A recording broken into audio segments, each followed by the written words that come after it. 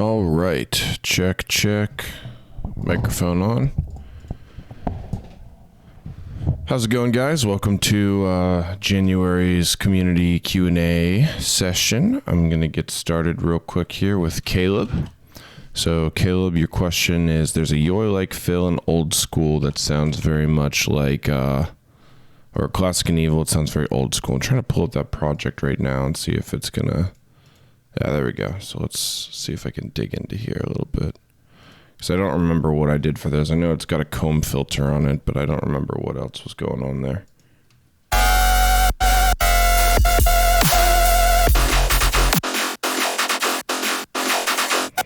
Okay, so it looks like it's these guys down here. So I'm pretty sure I just like sample bashed the shit out of it.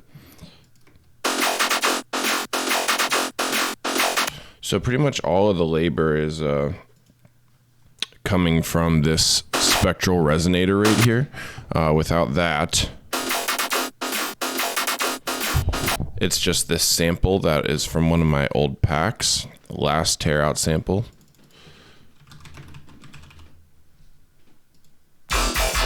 So that's what it sounds like right there, and then just pitched it up, cut it up a little bit. And that's pretty much it. And then there's this shaper right here to kind of give it that little plucking sound. It just goes down in volume by about 7 or 9 decibels. So that's that one. And then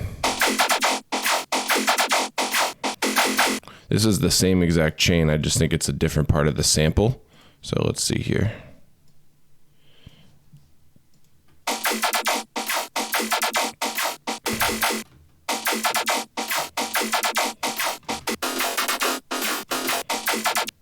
Yeah, it's not warped, so it's just a different part of that sample, it seems like. Or no, that doesn't make sense. What is it? Where is this guy?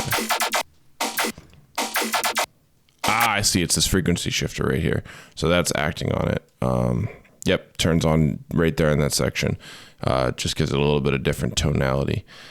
This vocoder is set to modulator, so it's kind of...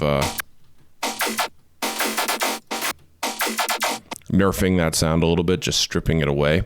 And then, yep, we got the spectral resonator and then that shaper. And that's pretty much what goes into it.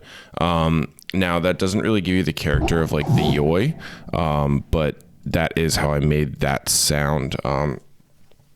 When I was making the original sound that went into the sample, the Yoy is created by essentially taking an EQ and having 2 peaks like this and then automating it so that they go in towards each other. That's what creates that sort of talking sound. So both of these going at each other at the same exact time, that's going to give it that talking sound. So that's what I had done for that sample, and then cut it up and did this effects chain on it, and that was pretty much it. So there you go, partner. All right, moving on, we're going to go to River.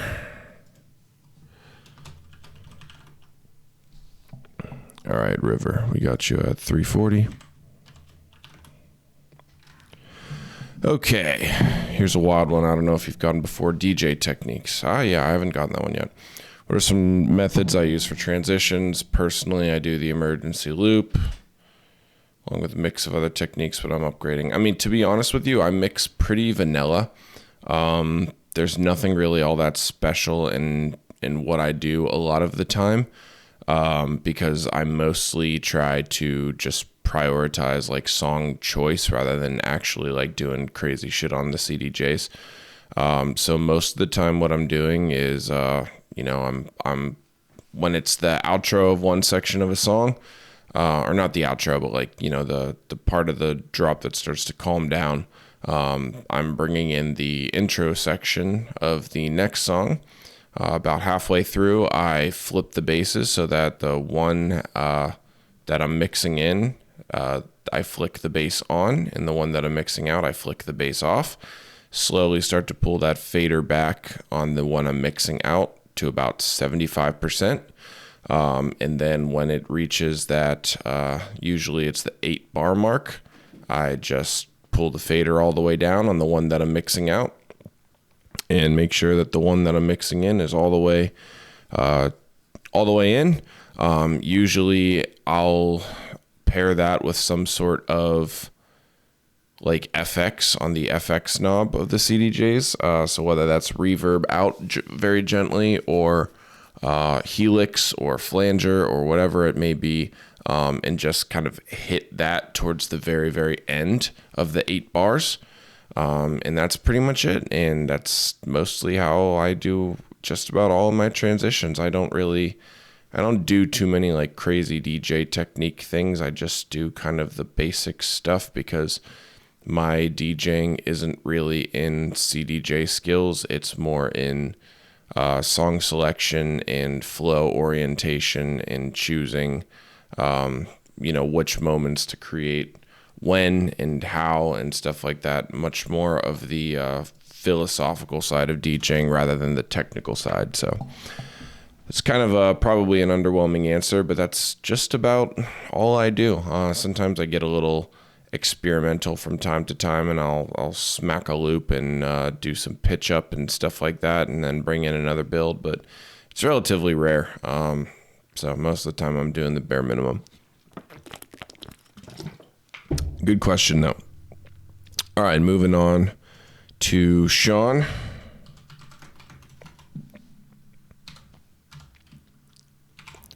All right, Sean, your question is, how do I know if my drums are too loud? I know they're often supposed to be the loudest thing in your mix, but how much is too much?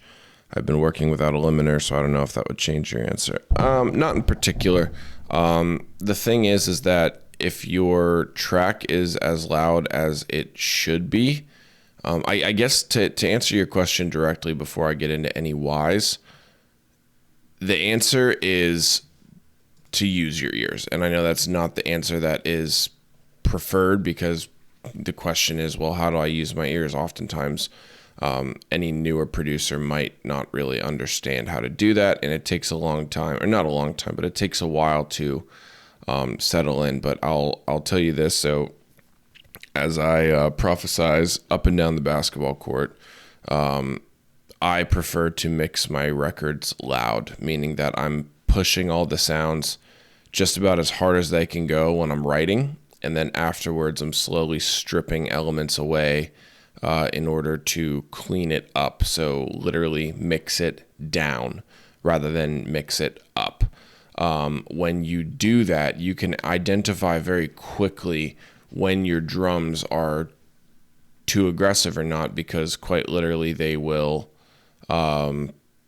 distort to shit. They'll just sound like they're completely blown out, and there's really no cleanliness, or they don't retain the characteristics that kind of make them what they are.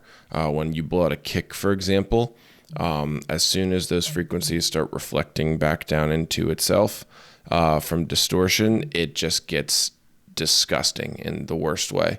And it no longer really sounds like what it actually should. It sounds like a completely different thing.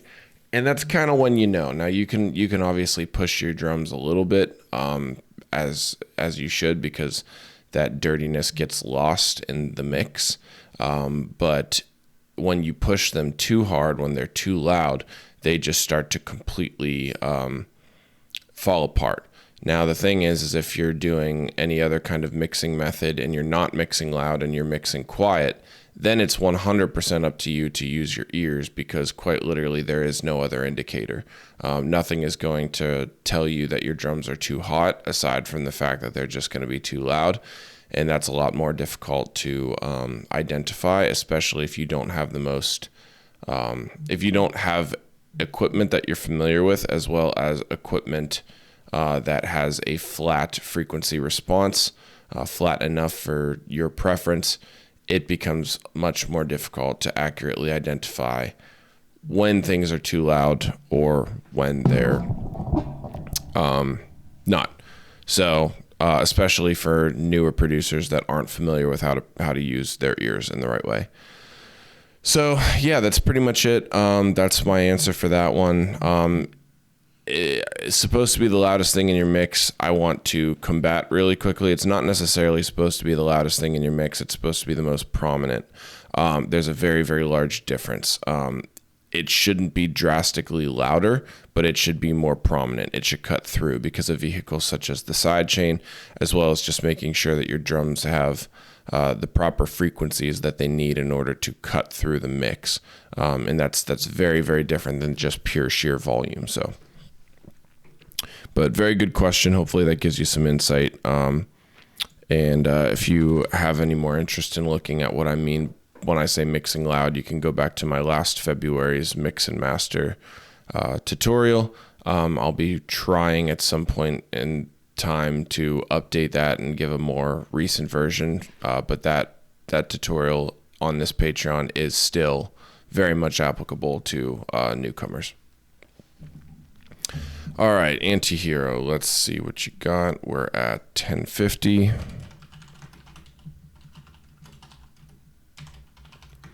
Okay.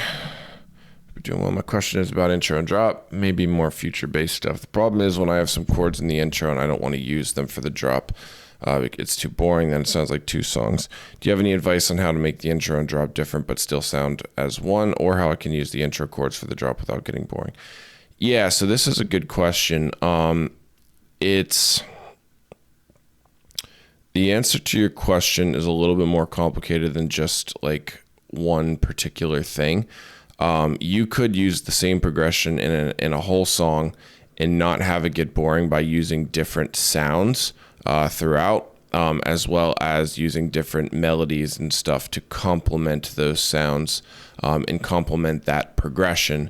That being said, I know exactly what you're talking about. If you're making a long, drawn-out verse, pre-chorus, chorus, drop type melodic record, using the same progression the entire time can just get fucking lackluster as hell.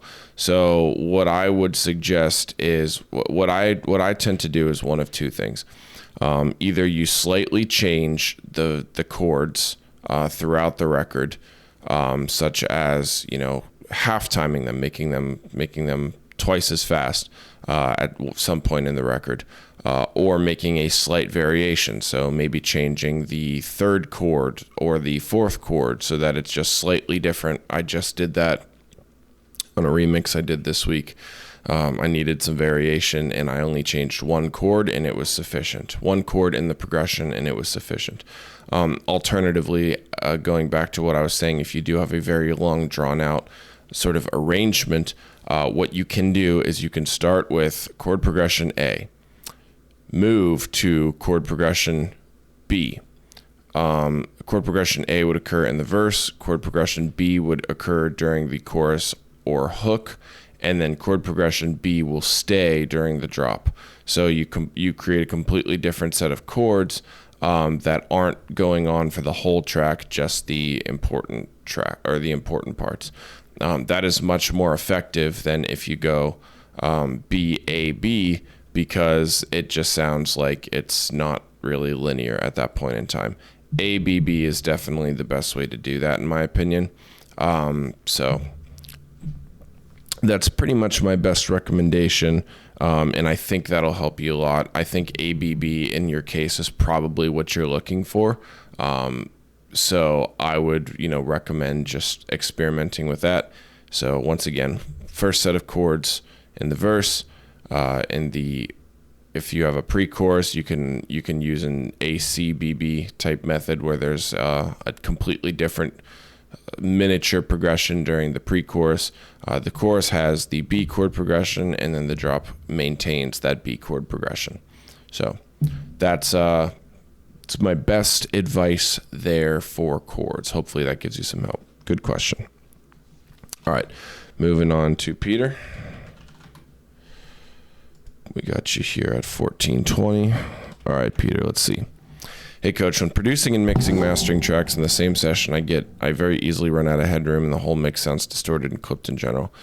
Is a solution just to start with -10 on all channels? If not, what else can I do to boost the signal while creating the song so it's easy to turn down in the mix master process? Hope my question makes sense. Okay, so I employ a very, I can't speak on this process because I have tried it multiple times throughout my 12 years as a producer, and never once in my life have I actually enjoyed or found beneficial doing the negative 10 decibel on all channel type technique. Let me explain to you why. This creates a problem where, so all right, first things first. That is a very traditional means of mixing and mastering. And in electronic music, there's very few things that we do that is traditional. Mostly because of how loud in character we need our music to be. Traditional music, like pop music, rock music, whatever, any other type of music, does not necessarily require those same standards. And because of that, they are able to use different techniques. The thing is that so basically what you're explaining to me is the process of mixing quiet. I am vehemently against mixing quiet, and I will tell you why. When you mix quiet, it's very, very difficult to get proportions correctly, sonic proportions. What I mean by sonic proportions is all of the instruments individually or as a group having their bass and treble as well as midsections all be perfectly balanced the way that they should be, so that when you turn up the volume, it is just a perfect increase in volume, retains all of the same exact sound characteristics and sounds exactly the same when it's loud as it does when it's quiet. That, to be completely blunt about it, just quite simply never happens. In electronic music, we need to turn our music up loud, and when we turn it up loud, those sound characteristics start to deteriorate, and we need to be conscious of that deterioration. So, like I've told you before, I have never in my life successfully done the negative 10 on the channel mixdown method for that reason. When you turn up the volume, it starts just going to shit. Further, doing that process quite literally is not a mix down. It is a mix, yes, but it is not a mix down. I very much stand by the technique of mixing all of your sounds just about as loud as they can go out of the gates into a clipper, and then from there you are pulling those sounds down one by one as you hear what they need done to them. So, for example, when you mix loud, if your kick is too hot, you will know because it will be very distorted, and you'll be like, okay, that needs to come down in volume. So you're using that distortion as a tool to understand what the proper things that need to go into your mix are. So that's pretty much as far as I can take that answer, because I never do a headroom mix down ever. I always jam the shit out of it as loud as I can, and then start to pull away from that loudness until I get the cleanliness that I desire. I'm using that in tandem with monitoring my LUFS. Usually when I am writing a song, I am eclipsing -1 LUFS. I am over -1 LUFS. I'm getting very close to negative 0.5 very often. And by the time I finish my track, I aim to be around -2.5 to -3. So I'm sacrificing a lot of that loudness for the sake of acquiring cleanliness in the mix. But that's the method that I use in order to do my mixes, because quite literally you cannot account for the sound deterioration that is going to occur when you make a quiet mix loud. So that's probably not the answer that you were hoping for, but that's the answer that I have for that one. So hopefully that gives you some insight as to how you might be able to pivot and maybe try a different technique that I would recommend a lot more. Very good question. All right, moving on to Sam. All right, Sam, we got you here at 1925.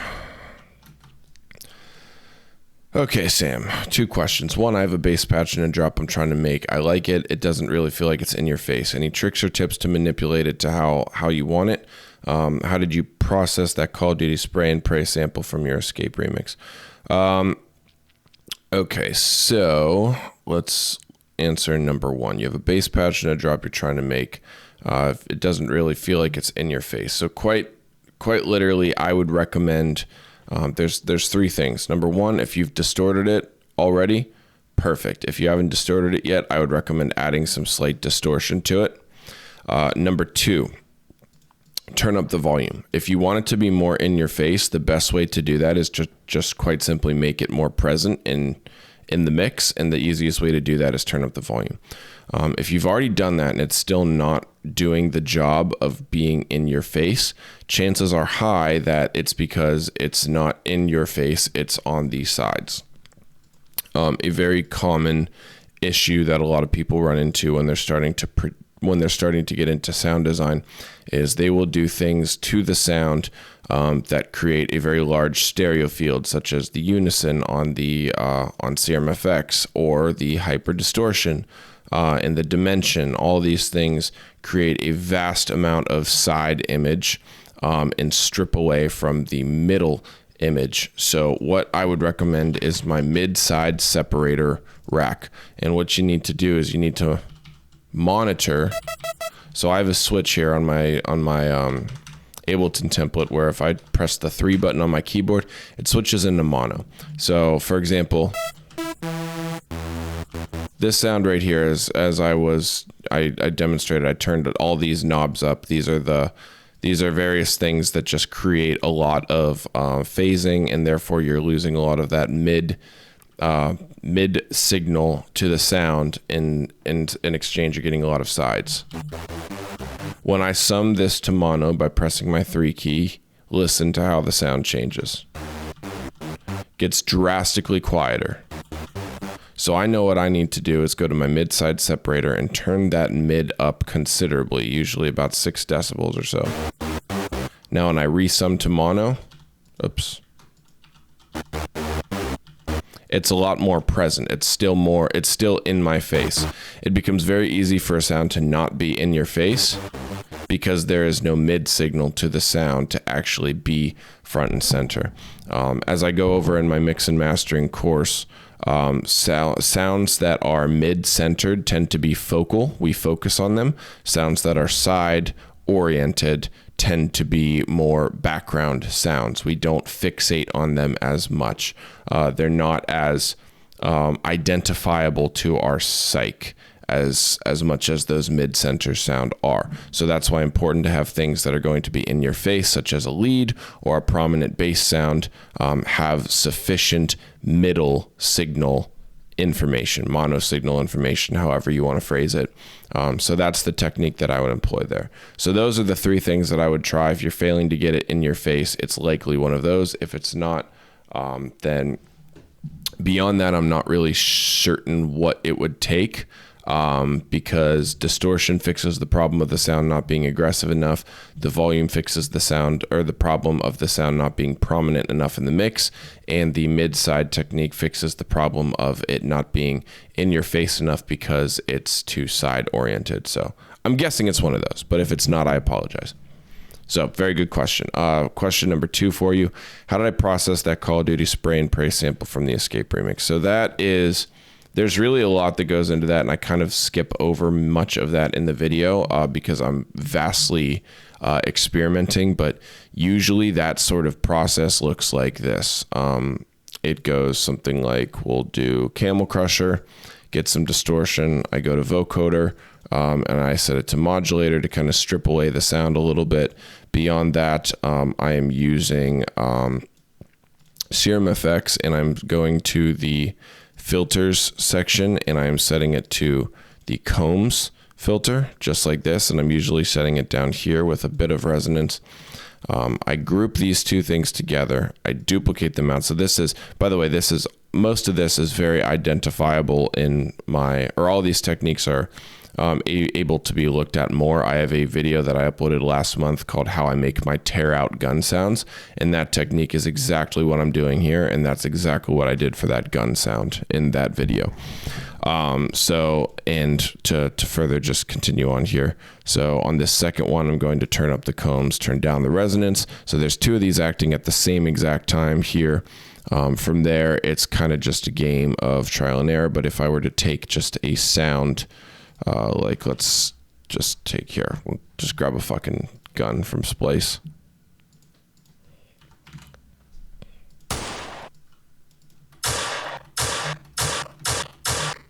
So you kind of see you got a little bit more of that like airy sound.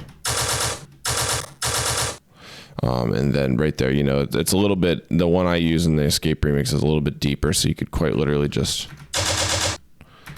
do that, add some layers, and that's pretty much the gist of it without getting too deep into it. But I would highly encourage you to go watch that How I Make My Tear Out Gun Sounds video, and you'll get a lot more of the information that you're looking for. It's only about 10 minutes, and it really answers that question and hones in on that exact technique without me, you know, having to do the shorter, less efficient route for the sake of time. But very good question, and I think that video will suit your fancy. All right, moving on to Mheir. All right. Hey, Coach, what's your take on getting into sound design? Do you have any tips? I'm at a point in my path where I want to start getting into it more. I have a decent understanding of how to use Siem, but I'm not sure how to actually create and achieve certain sounds that I want. It is kind of off topic. I'm not sure if you know this spot, but the venue you're performing in Hawaii allows someone 18 plus to bring a minor. I couldn't find anything on their website, and it would make my year if I got to see you live. So to answer that second part, unfortunately, I am so sorry, but just about no venues will allow anybody 18 and under, or I'm sorry, anybody under the age of 18 in, just because it becomes quite easy for them to lose their liquor license, and that is how they generate the majority of their revenue throughout the evening. So they cannot do that. I'm sincerely sorry, but there's nothing I would be able to do either. My girlfriend's younger sister is 17 and hasn't been able to come to any of my shows yet for that exact same reason. So I apologize, but it will not be my last time that I'm there. So we'll get to see you eventually. To answer the first part of your question, my take on getting into sound design, how to go about it. It's your best bet really is to, now I'm not a synthesis-based sound designer. I am a layer-based sound designer, to be completely frank. I get bits and pieces from synthesis, but a lot of the stuff that I do is actually using samples, layers, and stuff like that. The best way to get into sound design, as far as I'm concerned, is to go and look at how Company and Virtual Riot have the best videos available on YouTube in regards to getting, in regards to doing sound design. I would strongly recommend going and checking out just some of their streams. Take a day, Saturday or Sunday or whatever, and just binge for like 5 or 6 hours those streams, those sound design streams, and just gather all the information that you can. And I guarantee that by the end of it, you will have at least a beyond introductory level of knowledge of sound design. So you will be beyond a beginner by the time you finish watching, by the time you finish that day. And you'll be able to jump into Siem and start to employ techniques that can create rich and professional sounds very quickly. The other facet of sound design is not using synthesis whatsoever, because sound design, if everybody sound designed only through synthesis, it would be quite limiting. The other facet of that is by, like I said, manipulating sounds, using layers, etc. And that mostly just comes from experimentation. So experiment with various things such as distortion, automation, like automating EQ peaks, stuff like that, and filters, and you will start to get a better idea of, you know, what works for sound design and what doesn't, as well as you might identify some sounds that can be critical in developing your own style. So that is what I would best recommend for how to get into sound design. I think if you were to do both of those things, it would take a while to, you know, really get your skills honed in, several months. But it's something that can be accomplished fairly quickly, even from ground zero. So hopefully that gives you some insight on how you can get started and move forward. But great question. All right, moving on, we have... Oh shit, I never put your stamp. I'll have to find that. Siem, we have you at 2950. All right. Okay. Any tips on creating hard, heavy house? For some reason, the bass line I make just kind of sounds slow and not energetic. The house I like is basically dubstep, but at 130 BPM, kind of like the first drop of your Rumble remix. Yeah. So the thing is, ultimately what I'm doing is I'm creating dubstep, and it's using 4-on-the-floor drums. I completely remove from any ideology that I have going into producing a track like that any notion of it being house whatsoever. All that I understand is that I'm going in with the certain set of drums that I want to. So that means that the sounds that I'm using and the techniques that I'm using for sound design, the techniques I'm using for layering, etc., those are all dubstep techniques. None of them are as per se house techniques. So, I'm really not a fan of like classic bass house, especially now. Like, it was cool in like 2016, but it got really fucking old. I'm a fan of very high energy stuff, so I prefer to use high energy sounds. And that's pretty much the gist of it at a surface level, is just using very good, high quality and high energy sounds. I'm not really sure how to diagnose you saying it feeling slow and energetic without actually hearing what the problem is at its core. The energy comes from really the sounds, and the sounds have to be intense just like they would be in dubstep. Sidechain has to be dialed in. Your drums have to be dialed in. The drums I would recommend is an on-beat ride, an off-beat open hat, your kick, and a either snare or clap. I prefer to use a high-passed snare. I high-pass out the fundamental frequency of the snare on the second beat. So kick, snare, kick, snare, kick, snare, going at the same time. Those are the drums that I prefer to use. And as far as sounds, again, it's like one of the tips that I can give is find a sound to kind of carry rhythm for you. So almost like a background sound, like a dubstep, like womp, or just like a little like laser sound or whatever, to carry the rhythm, and just use that like either on beats like ju, or not off beat, but yes, off beat. So ju, or like playing half notes. So ju. Start with those points and then try to work other sounds in, and I think you'll have some success there. So that's pretty much what I got as far as tips. It's one of those things where you really have to fuck around with it sufficiently in order to get used to producing at that tempo. Okay, 3310 here for Hijvck.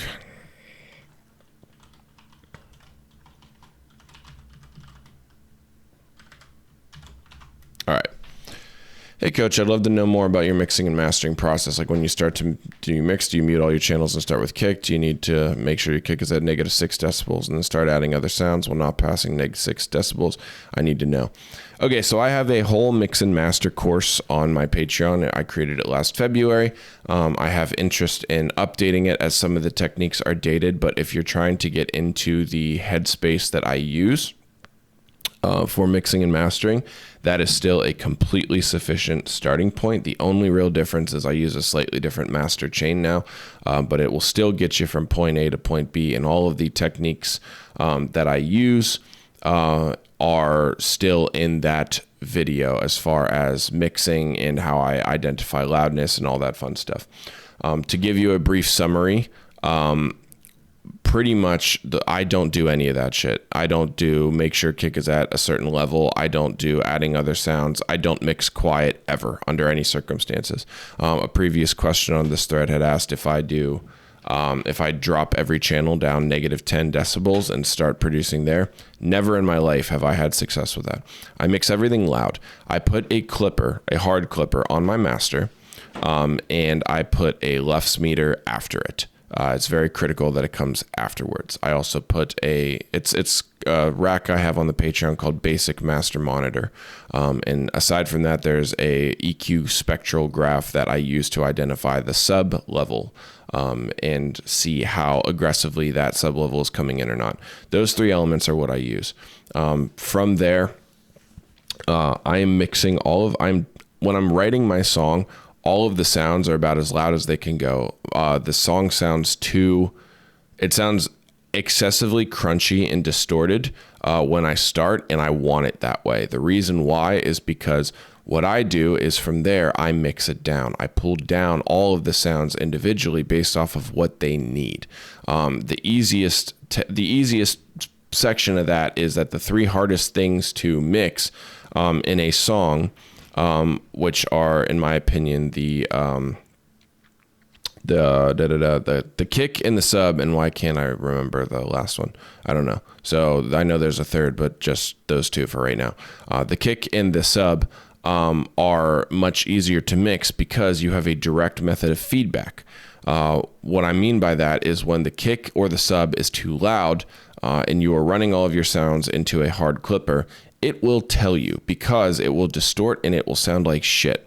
That is your number one means of recognizing that those sounds need to be turned down.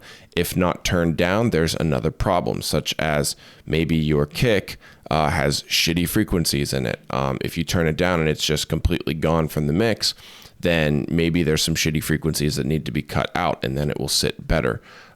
So those things can be easily identified by what I call mixing hot.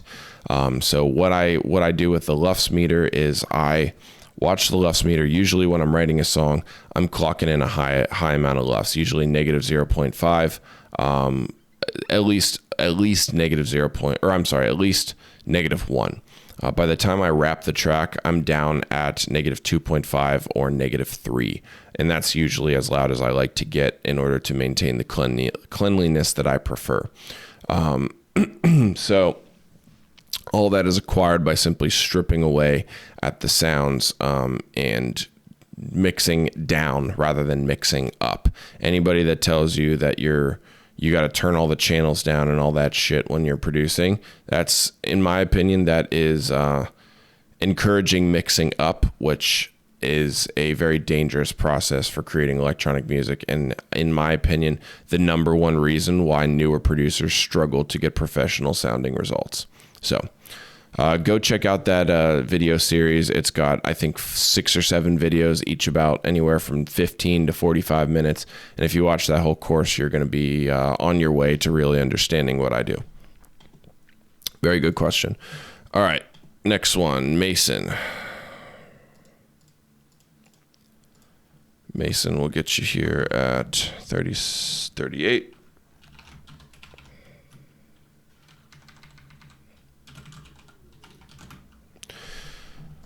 All right, Mason. What's up, Coach? Thanks for such a good answer to my question last month. Truly means a lot. How do I go about reaching the proper level of LUFS? What are LUFS? How can I measure what LUFS level I'm at? Thank you so much. Okay, so what I would do is on my Patreon here, I'm going to go like this.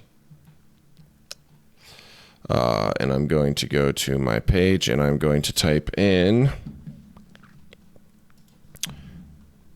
Basic Master Monitor. And it's not going to come up. That's great. Let's see.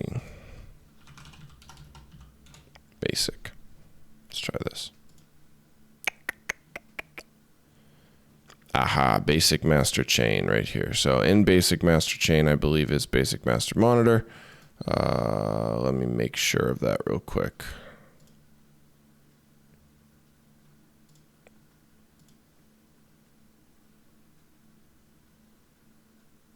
You know what? What I'm going to do is I'm just going to upload this. I'm going to upload this after this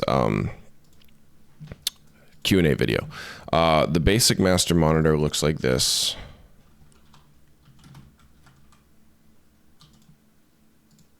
Oh, wait, it's because it's not called Basic Master Monitor. It's Easy Master Monitor. So let me just type in monitor. Now it should come up. Maybe.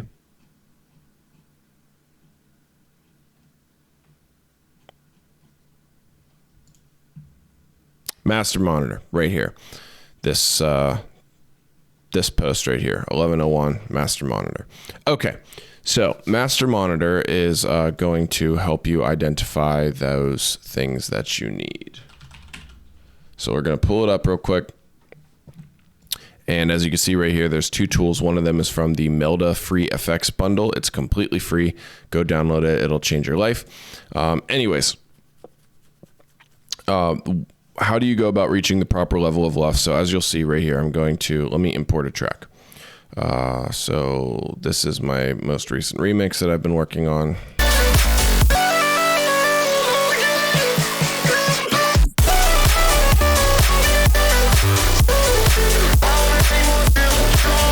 So as you can tell right here, you can see the number of LUFS. So LUFS go negative. If you ever have positive LUFS, that's because you don't have any sort of clipper before your LUFS meter. So for example, if I just like turn this up really, really high, watch this. I have positive LUFS. That's impossible. You can't have positive LUFS in a song. When I put my clipper here,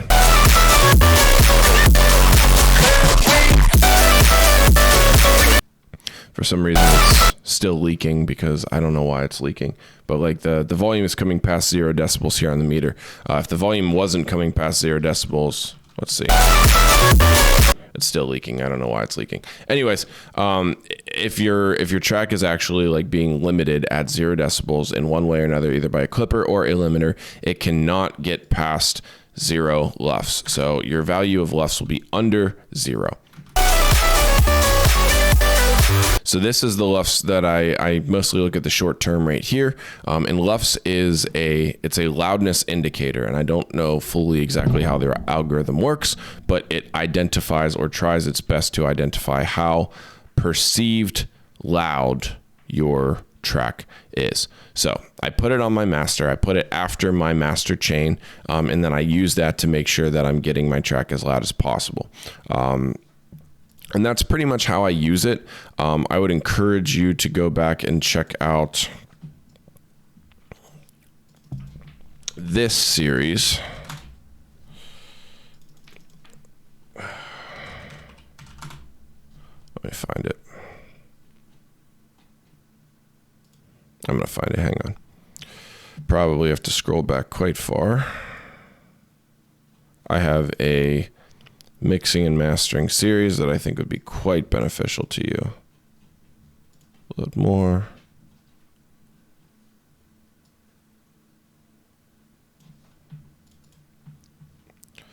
Load more.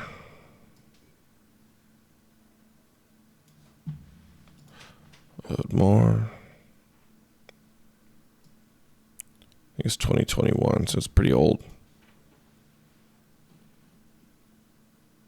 Maybe it's 22.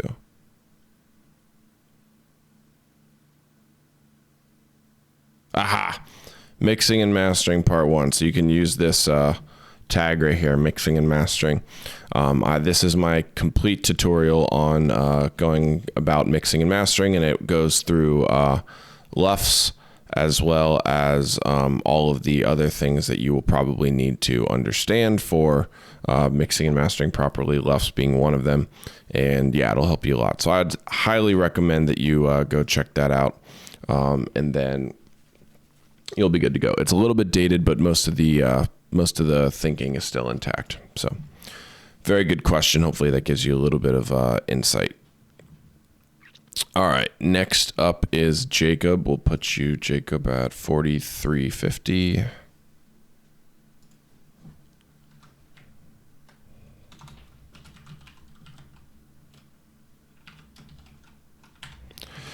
All right, Jacob. Yo, Coach, I was wondering what your process is for finalizing the sound design on some of the samples that you use. For example, the Doggo Siren and the Rumble remix. Get that you pitched the sample up and added some LFOS movement to it, but I would love to know how to take something like that and give it some grit. See you in DC. Oh, shit. Hopefully you had a great time. Okay, so finalizing the sound design on some of the samples I use. So to be completely honest with you, it's a lot of post-processing that includes basically just a shit ton of OTT as well as distortion. I know that is like such a classic answer that isn't like super helpful, but let me show you like kind of how I go about like distortion. So when I talk about distortion, a lot of the time, some of the techniques that I use are, I will also contribute to the distortion with a sub signal. So I'll get like a, let's just get like a, let's see here. I need to find like a tone. I don't know if I'm going to be able to find like a tone. Here, let me see if I can generate something.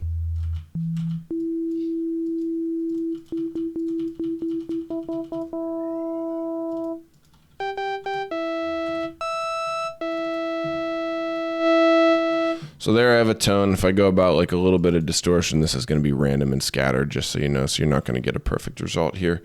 But let's do like a pitch, or let's do a frequency shifter.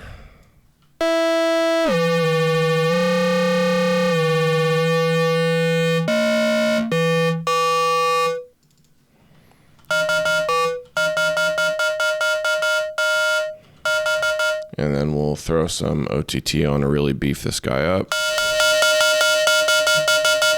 Okay, so what I'm going to do, what I'm talking about is I'm going to get some group out of MIDI track. Now let me get that tone real quick. And then from there, I'm going to also get a sub frequency. Just a nice little sine wave. Oh, not like that. Like that.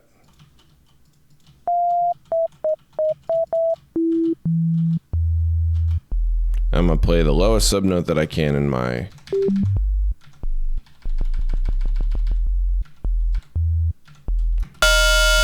Okay, so now I got that sub frequency. So now what I'm going to do is I'm going to distort those two things against each other using G-clip.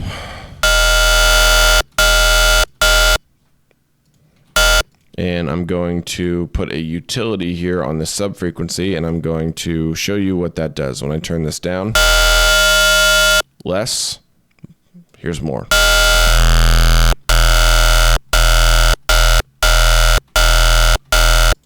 Then from there, I can go ahead and re-EQ, take that sub frequency back out. Now I get a much grittier sound going on there. And that's usually what I do a lot of the time for like post-processing. In the instance of that sound, I also used a scream filter, and it was very hard to accomplish, but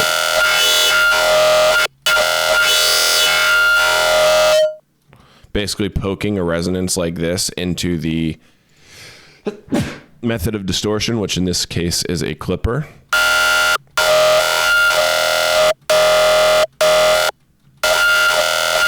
Can be very, very effective. So again, it was a lot of like fine tuning in order to get it that yoked. So I'm not gonna be able to perfectly recreate it. But these are the techniques that I'm using, which I think is the most valuable takeaway here. So hopefully that gives you a little bit of insight. It's a lot of fun to just like fuck around with those sort of things. But yeah, best of luck with trying to get some cool sounds, and hopefully that gives you some help. Good question. All right, moving on to Justin. All right, we got Justin at 4830. All right, Justin. Hey, coach, can you give me some pointers on creating social media content via TikTok and Instagram Reels? It's a tough one. So I would just recommend, it becomes difficult. It's very difficult to quantize because I could tell you anything, but that doesn't mean it's going to be successful. What's really important is that you find two things, and this is where my tips really won't help, but you need to come up with your own original idea for content. So something that other people aren't really doing. Now it can be slightly derivative of what other people are doing, but there needs to be a flair to it that is uniquely you. Further than that, you just need to be... how can I explain this best? Create an original thing, and then with it, you need to, I lost my train of thought. I'm so sorry. Fucking hell. Okay. Dialing back. You need to make something original. That's step number 1. Step number 2. So the execution of whatever you need, whatever you create needs to be, it needs to be good. Objectively speaking, there's, it's hard to quantize, but like there's a lot of people that just don't really get it in one way or another. And there's just a factor there that is missing. And it's usually just like one of two things. It's either like how appealing it is or how entertaining it is. And you need to figure out what the answer to that is. So original and entertaining and appealing are the two factors that you need to find. Beyond that, it basically comes down to consistency. It needs to be something that you can do very, very, very common, very frequently, at minimum, like once every week or so to get started. If it's a series that requires a little bit more labor, you could do once every 2 weeks, but I would recommend creating a content series that is as frequent as humanly possible. So hopefully that gives you a little bit of insight. It's not a super direct answer. I wish I could just coach every single person here on how to create successful social media content, but unfortunately it's not that easy. So those are the two things really that create that success, though, if you want to try to figure it out. All right. Let's go to Chris. All right, give me 1 second here.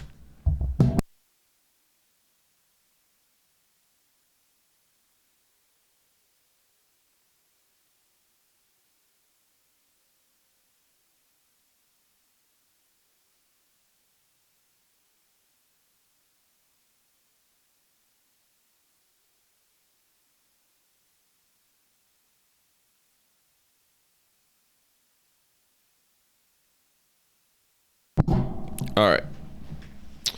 Moving on to Chris. We have Chris here at 5150. Okay, Chris. Any techniques you have to improve or add any extra sauce to vocal chops? All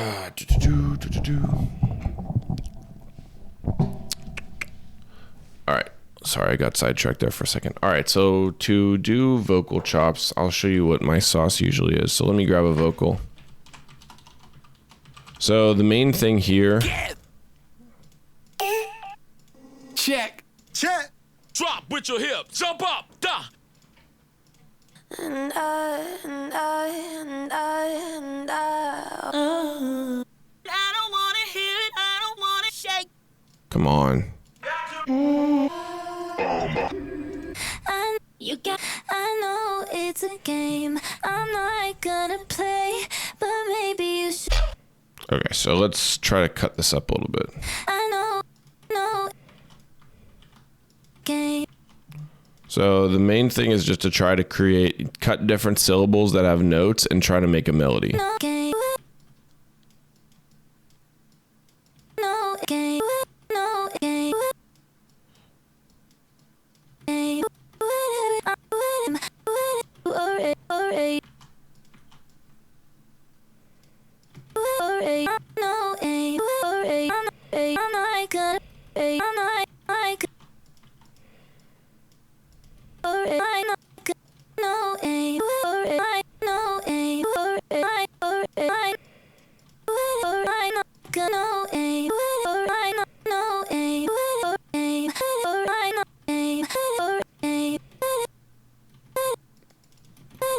You can do things such as this, expand.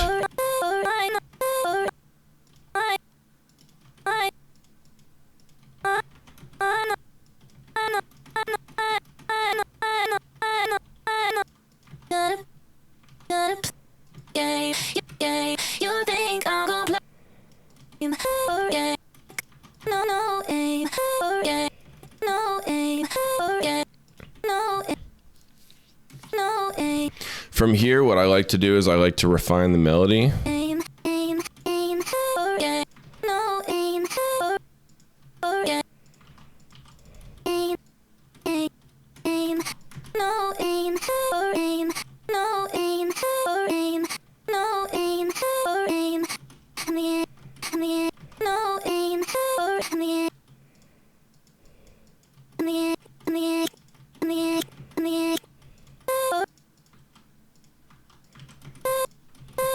No ain't for me.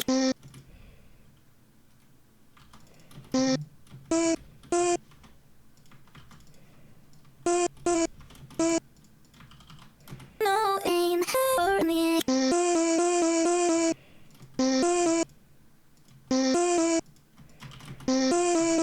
So shitty vocal chop, but anyways, to kind of spice it up, here's the things that I'm going to do. Number one, auto-tune. I'm going to find the key in my song, and then I'm going to put auto-tune on it like this. So I can tell I'm in D minor, so I'm going to go Antares, wherever it is, Antares, auto-tune pro. We'll do soprano, D minor. No ain't for me. No That's going to help to refine it a little bit. Number two, I'm going to put on a little Altar Boy. And this guy is a lot of fun, so I never find him. There we go. And I'm going to either fuck with the pitch or the format or both, just to get a little bit of a different tone going on here. If this crashes, I swear to God. ain't for me. No ain't for me. No ain't for me. No ain't for me. Sick. I also like to throw in CRM effects. Hyperdimension, throw these up, turn this down a little bit, and then a little bit of space. No ain't for me. No ain't for me. And then from here, just some OTT, maybe a little bit of Valhalla Room.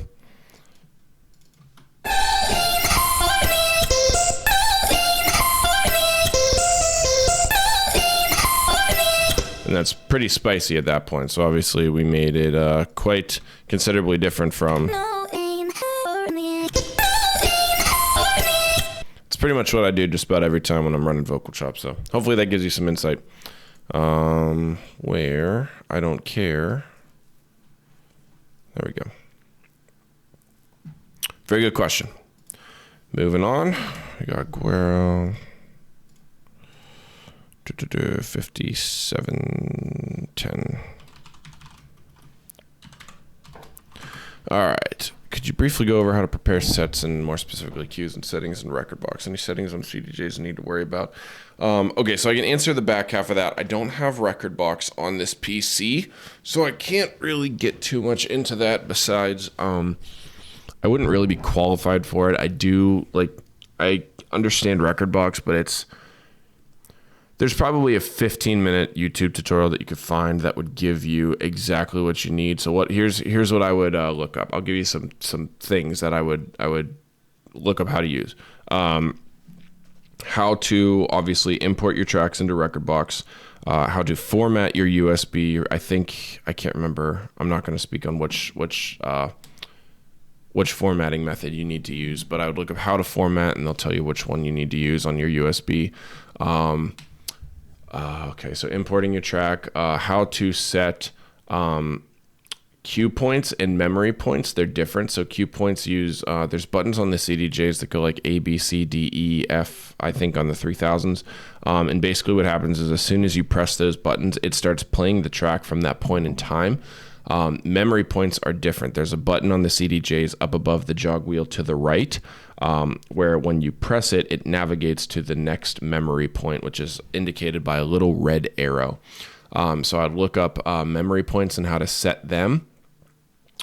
Beyond that, I would make sure that you have colored waveforms turned on. It can really help just making sure that you can relatively easily read what's going on in your tracks. Trying to think of what else. That's pretty much it. Aside from that, any settings on CDJs.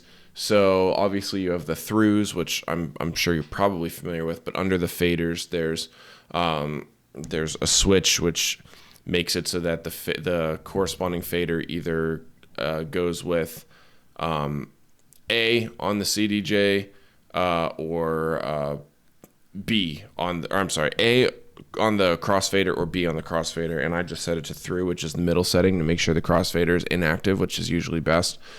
Aside from that, so sync, I would look up where the sync button is and how to use the sync button. Oh, that's another thing. Okay, back to Rekordbox. Looking at how to set the grids for your track in case it imports with a shitty grid. You want to be able to adjust the grid. Also adjust the tempo. So what I mean by adjust the tempo is actually change. If you import Rekordbox and it gives you the wrong tempo, you want to be able to manually adjust that to be the correct tempo. The other thing there is you want to make sure that all of your tempos are in the same range. So for example, Rekordbox usually gives you a prompt when you open it up about what your range preference is for tempo. Make sure that you select whichever one you're going to stick with. The biggest issue that can come from this choice is, say, for example, you have one track at 75 BPM and the other track at 150 BPM. If you use the sync button on the CDJs,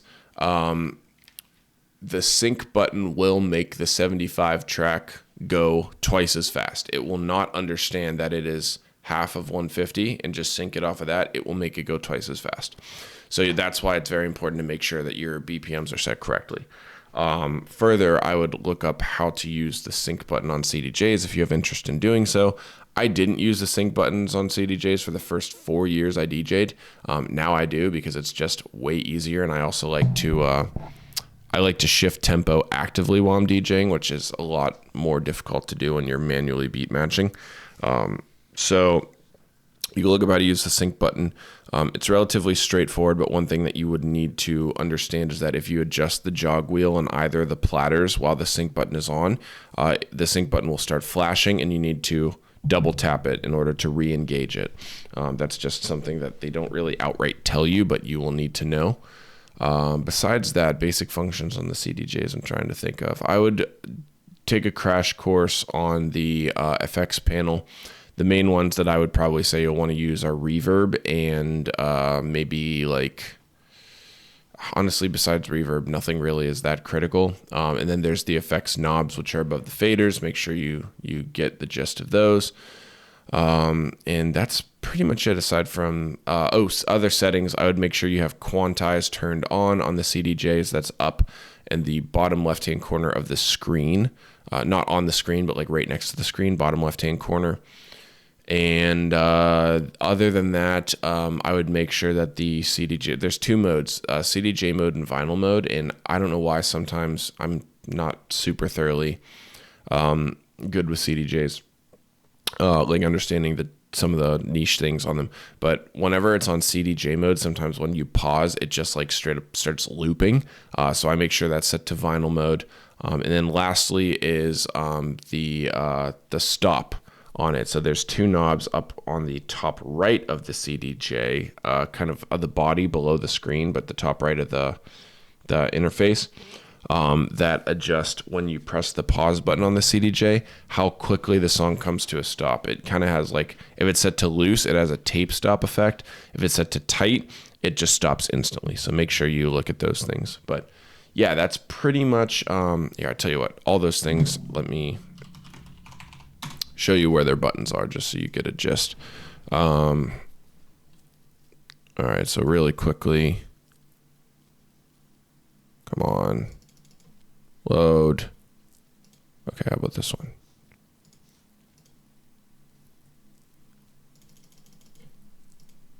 We're gonna play this game.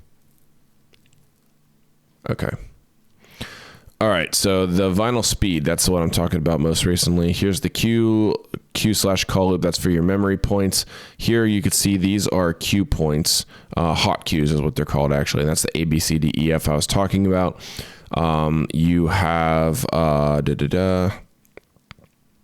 so be wary of tempo reset right there. That will just make if you have that clicked, it'll just be the default tempo of the track, and it won't move with the tempo slider. So beware of that. Beat sync is right there. That's what I'm talking about. And quantize is right there. And I think that's pretty much everything that I went over. So yeah. That's pretty much what I got for you in that respect. But best of luck. It should be relatively straightforward for you. CDJs are intimidating, but they're really not that bad. So if you haven't used them before, don't worry about it. Don't stress it. It's just check those settings and you'll be good to go. All right, moving on. Up next, we have Christian. 104. We'll do 105. All right, might be too specific, but this one relates to branding and social media. I do concert photography, videography. My Instagram account is an okay following. I also have some artists and other people from the industry following this account. Question is, should I make a new account for my artist page, or would it be weird if I started posting songs and stuff on my current page? I'd like to start from scratch, especially if I have some well-known people following this one already, but at the same time, I'm not sure if it would be confusing to have music and concert photography of various artists I've shot all posted on one account. In my opinion, it would be. I would recommend starting a separate account, and what you could do is you could just post about it, and anybody that would be interested in following your new music account will do so. So there's really no sense in what I call force feeding, which usually comes from when people start posting ulterior content on their page that their main following might not be interested in. Anybody that wants to follow what you would do on a new page will do so, given that you post about it frequently enough, but you don't have to create, or you don't have to mix those pages. I would say that in the sake for your photography business, it would be best to have one page simply for photography, and separately for your music moving forward. It would make the most sense and be the least confusing to new people to have only music on that second page. Hopefully that gives you some help. Good question. All right. Moving on to Austin.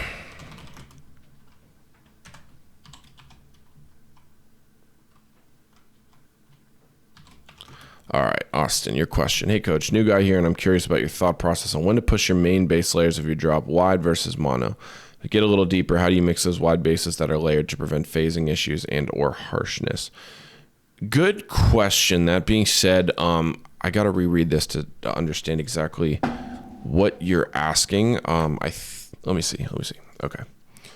Push your main bass layers of your drop wide versus mono. Now, to get a little deeper, how do you mix those wide basses that are layered to prevent phasing issues or harshness? Okay, I don't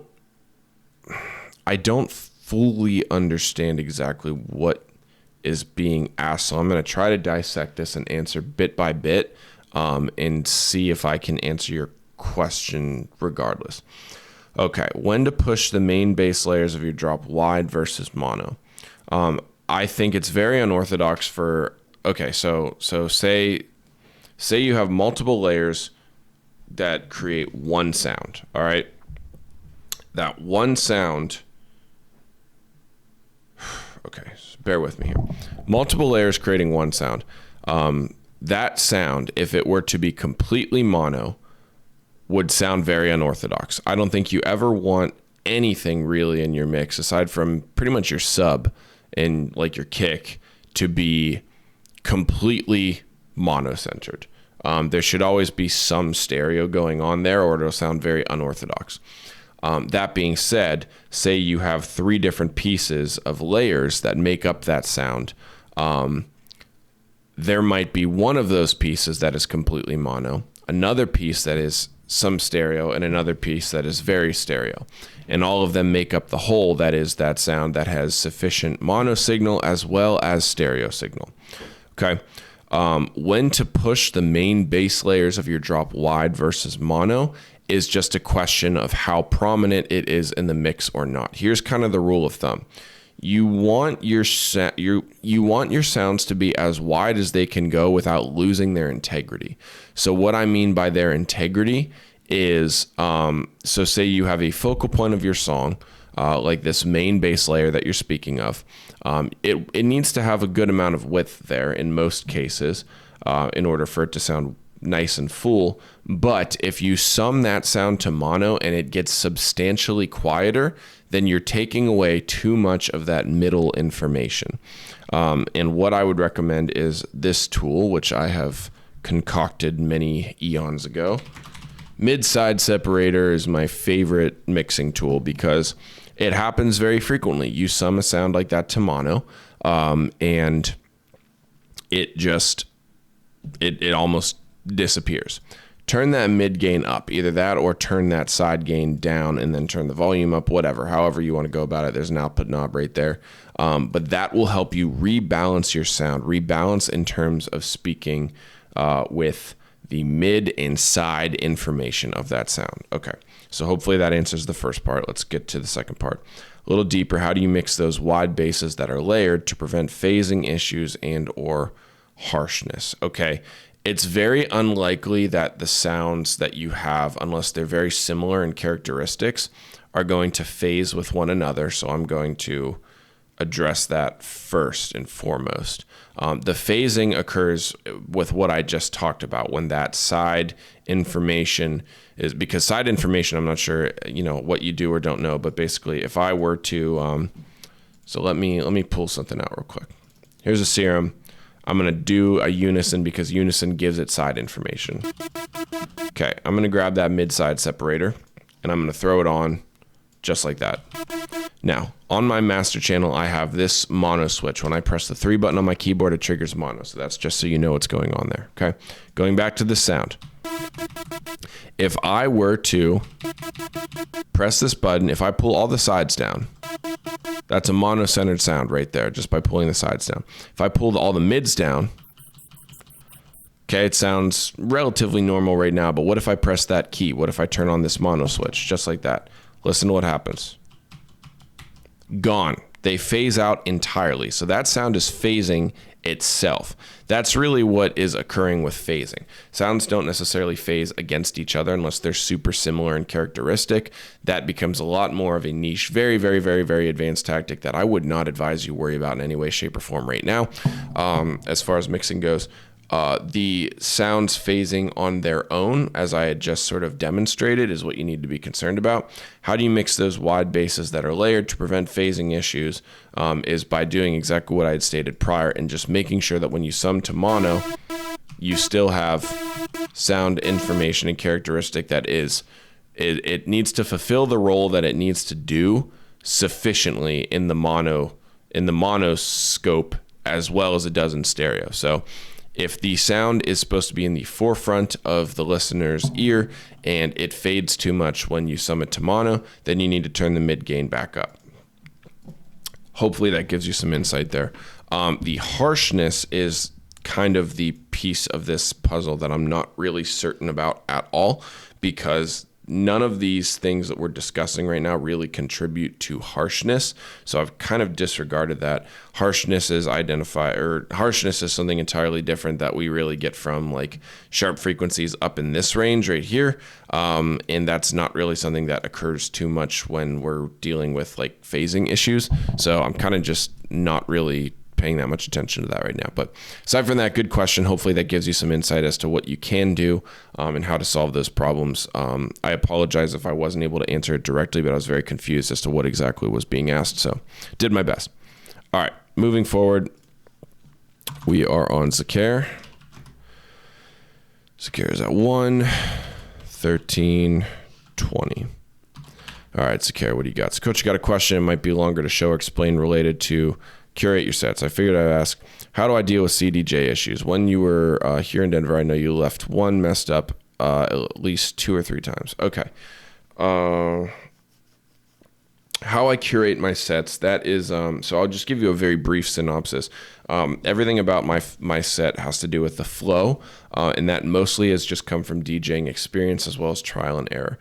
I'm able to identify like just kind of by instinct now, because I've been doing it for so long, like when low moments of the set will happen, when they need to happen, when I've been pushing too many aggressive sounds for too long. It's all about the flow, and that's something that you can't really teach too well. You kind of just have to learn from trial and error. But the flow is what I prioritize when I curate my sets. So hopefully that gives you a little bit of like a starting point for insight there. Dealing with CDJ issues. There's really no good way to do that, unfortunately, when I was there in Denver. Yeah, so that weekend I actually had a multitude of problems, and the weekend afterwards, because a lot of places have not upgraded to the new CDJ 3000s. However, Rekordbox has just assumed that everywhere has. So Rekordbox is the software, if you're not familiar, that you use in order to load your USBs to then use with the CDJs. So when